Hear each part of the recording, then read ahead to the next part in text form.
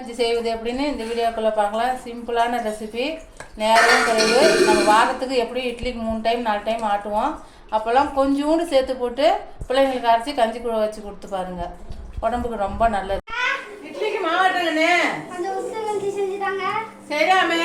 சரி பார்க்கலாமா? செய்யறதா பார்க்கலாமே. எங்கள் பசங்க கேட்டானுங்க, அண்ணன் பசங்க. ஹாய் ஃப்ரெண்ட்ஸ், இப்போ ஒரு உளுந்தங்கஞ்சி சிம்பிளாக காய்ச்சலாம்.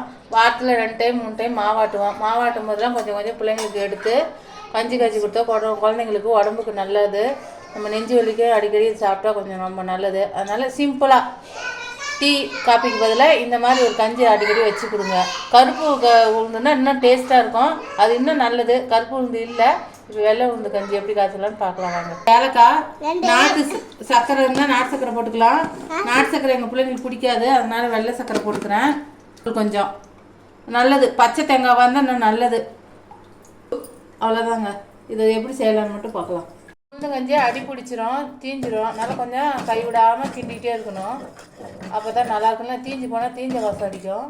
அது தீயாத கொஞ்சம் பார்த்து கிண்டணும் பக்கத்துலேயே இருந்து. கஞ்சி ரெடி ஆச்சு. இப்போ வாசத்துக்காக ஏலக்காய் தூள் பொடிச்சு அதை போட்டுக்கலாம். கொஞ்சமாக உப்பு, சர்க்கரை உரைக்கிறதுக்காக கொஞ்சமாக உப்பு, சர்க்கரை தேவையான அளவு, இன்னும் உங்கள் இனிப்புக்கு தேவையான அளவு சர்க்கரை, தேங்காய் துருவல்.